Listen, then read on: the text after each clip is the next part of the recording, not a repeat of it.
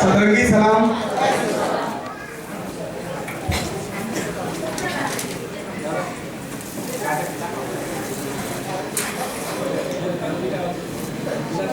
जैसा कि आप सभी को मालूम है,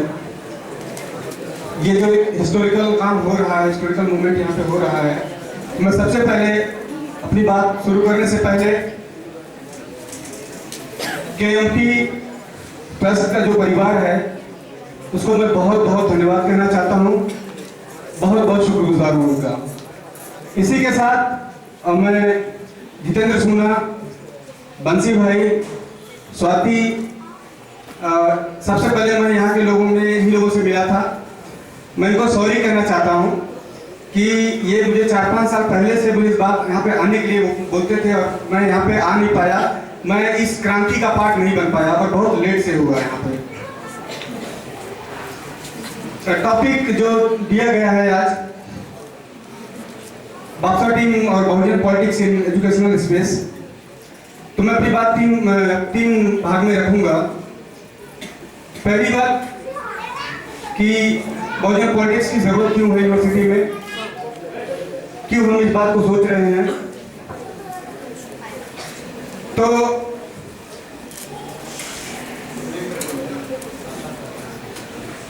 यूनिवर्सिटी, कॉलेज या जितने भी एजुकेशनल इंस्टीट्यूट हैं, ये भी एक प्रकार के सोसाइटी के ही पार्ट और सोसाइटी ही है। जो जैसा सोसाइटल स्ट्रक्चर हम अपनी सोसाइटी में देखते हैं, जो वैल्यूज जो रन करते हैं, जो हम सोसाइटी में देखते हैं, वही एज इट इज हम यूनिवर्सिटी और एजुकेशनल स्पेस में भी देखते हैं। यूनिवर्सिटी में अगर बात की जाए मोटा हिसाब से, तो जो स्टूडेंट हैं वो ब्राह्मणिकल स्ट्रक्चर से और कैपिटल स्ट्रक्चर से प्रभावित होते हैं, उनसे शोषित होते हैं, उनके द्वारा जो उनका डिस्क्रिमिनेशन होता है। यूनिवर्सिटी में जाते ही स्टूडेंट एडमिशन से स्टार्ट होता है और जब वो पास आउट होता है तब तक का सफर उसका इन समस्याओं को झेलते हुए गुजरता है। एडमिशन के टाइम पे ही रिजर्वेशन का जो इशू होता है उसमें उनके साथ डिस्क्रिमिनेशन होता है, उनके रिप्रेजेंटेशन का सवाल को इग्नोर किया जाता है, उस पर अटैक किया जाता है। अगर बाय द वे कोई रिजर्वेशन से आता है तो उसको एक हेय दृष्टि से देखा जाता है, मतलब ऐसा लगता है कि वो किसी दूसरे गोले से आया हुआ व्यक्ति है। आप जो कास्टिस्ट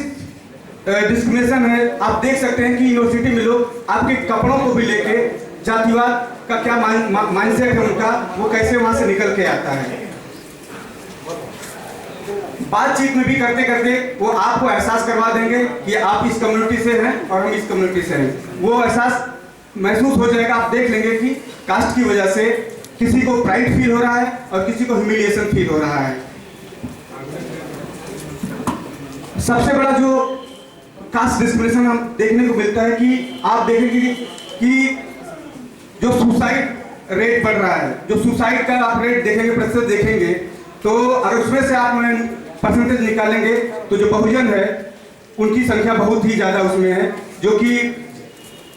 सुसाइड करने के लिए मजबूर हो जाते हैं, अपनी जिंदगी को खत्म कर देते हैं।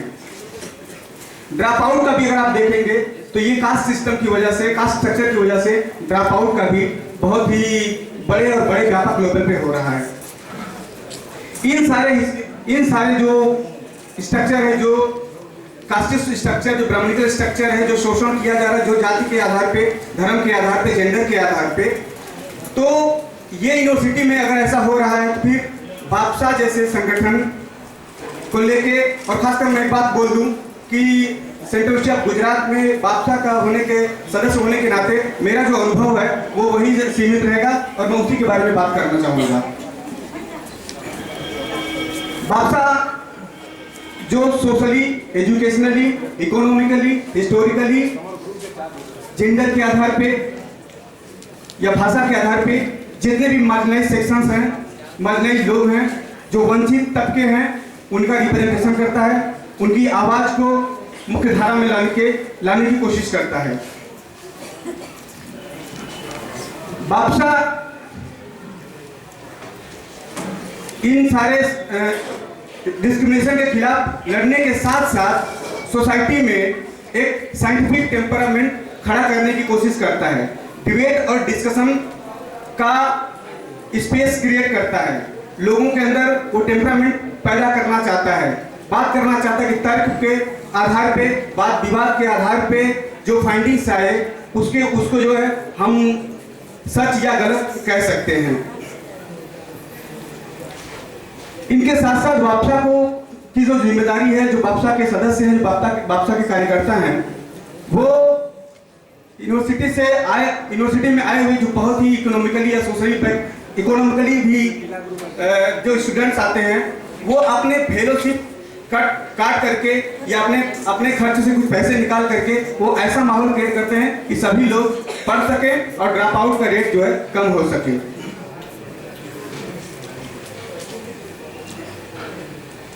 सबसे बड़ी बात जो बहुजन पॉलिटिक्स की रही है, तो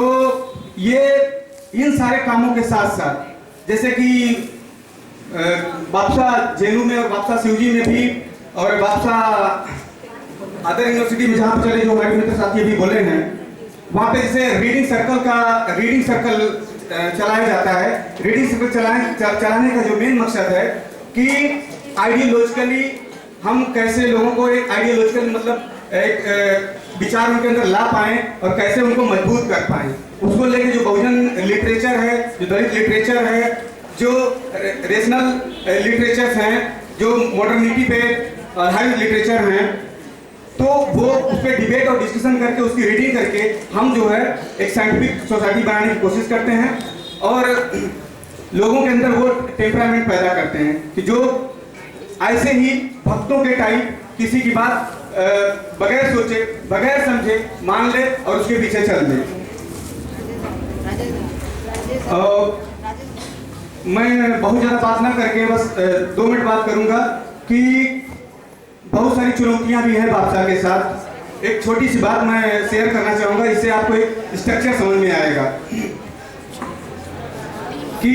आप जानते हैं कि यूनिवर्सिटीज़ में, कॉलेज में एबीवीपी जो अखिल भारतीय विद्यार्थी परिषद जो संघ का एक विंग है, उनकी संख्या दिन पर दिन बढ़ती जा रही है और वो अपना हर मकसद को स्टैब्लिश करने में, हर मकसद को पूरा करने में बड़े आसानी से सफल हो जाते हैं। तो उसमें हमारे लोग बड़ा चिंतित होते हैं। तो मैं उनसे सीधा यही कहता हूँ कि अब उनके जो सदस्य आते हैं, जो उनके मेंबर्स आते हैं, जो उनके कार्यकर्ता आते हैं, जो अपने गांव में करते हैं, जो वैल्यूज, जो मूल्य वो अपने गांव में फॉलो करते हैं, एज इट इज उनको वहाँ भी करना होता है, यूनिवर्सिटी में भी करना होता है, कोई फर्क नहीं करना होता है। अगर वो गांव में दुर्गा पूजा कर रहे हैं, असमानता में विश्वास रख रहे हैं, जय श्री राम कर रहे हैं, तो उनको कोई फर्क नहीं करना है, कुछ भी नहीं करना, कोई बदलाव नहीं करना है, उसी को जाके एज इट इज यूनिवर्सिटी में भी वही जय श्री राम करना है। लेकिन हमारे लोगों के अंदर क्या करना होता है, हमारे लोग ऐसे ब्राह्मणिकल स्ट्रक्चर से, ब्राह्मणिकल सोसाइटी से निकल के जाते हैं, ऐसे वैल्यूज फॉलो करते हुए जाते हैं। वहाँ जाते ही जब वो हमारे जैसे लोगों से, जो वापसा जैसे लोगों से मिलते हैं, तो वहाँ पे जब काउंटर क्वेश्चन होता है, जब क्वेश्चनिंग का जो बात होती है, तो वो बहुत असहज हो जाते हैं। तो वापसा का कार्यकर्ता होने के लिए, अम्बेडकराइट होने के लिए, बुद्धिस्ट होने के लिए बहुत बड़ी बात है। ये छोटी मोटी बात नहीं है। आपके विचारों में पूरा स्ट्रक्चरल चेंजेस आते हैं, आपका पूरा सेटअप चेंज होता है। इसलिए शायद एबीवीपी जैसे संगठनों का संख्या बढ़ती जा रही है और हमारे लोगों का शायद थोड़ा कम है, लेकिन हमारा 1 उनके 100 के बराबर है, ये हमारा दावा है।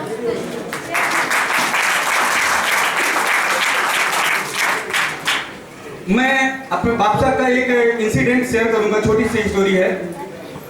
पिछली बार आईसीसी का इलेक्शन हुआ था, तो वापसा का एक कैंडिडेट था अशरफ दीवान, जो कि मुस्लिम समाज में लोअर कास्ट पे आता है। उसका जब कैंडिडेचर आया तो अपोजिट कैंडिडेट से ये सुनने को मिल रहा था कि उनका कैंडिडेट तो बिल्कुल वोकल नहीं है, उसको इंग्लिश नहीं आती है, उसको बात करने नहीं आता है, ये करने नहीं आता, वो करने नहीं आता है। तो जब डिबेट में अशरफ जाता है मंच पे और मंच पे खड़ा होकर बोलता है कि वापसा वो चीज है कि जो एक कमजोर का हाथ पकड़ता है और मंच पे लाके पटक देता है, कहता बता तेरी कमजोरी क्या है। तो वापसा ऐसे लोगों के अंदर कॉन्फिडेंस पैदा करता है। एक एक जो उसको पावर देता है कि तुम्हें फाइट कैसे करना है, तुम्हें एक पर्सपेक्टिव देता है कि तुम्हें सोसाइटी को देखना कैसे है। तो ये काम करता है बाप साहब। मैं एक छोटा सा शेर कह के अपनी बात को खत्म करूंगा। छुपाने दो उजालों को, छुपाने दो उजालों को, बला से जो छुपा लेंगे। छुपाने दो उजालों को, बला से जो छुपा लेंगे।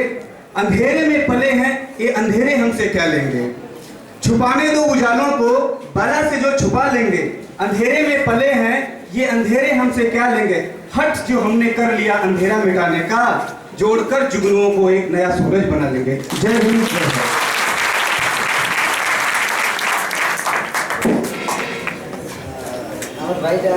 दादा काफी दूर बोले एकदम ना हमारे मूवमेंट के ओडिशा का मूवमेंट के बुझवाते हैं हमारे से एंड करते वाले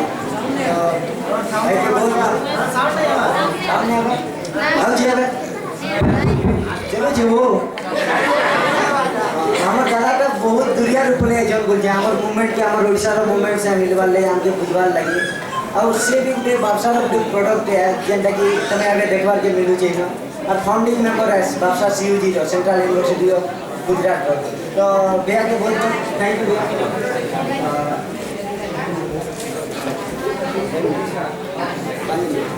ओके तो भाई नहीं पूरे जोरदार से ताली बजाओ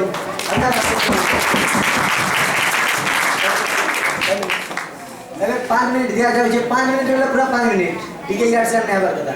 चाह पी के ना जल्दी खत्म करो फिर का स्टार्ट हो जाए दुईटा स्पीकर हमारे पास जो ताली बहुत इंपॉर्टेंट स्पीकर है अच्छा ठीक अच्छे इन्हों बस ना पी दिया बोले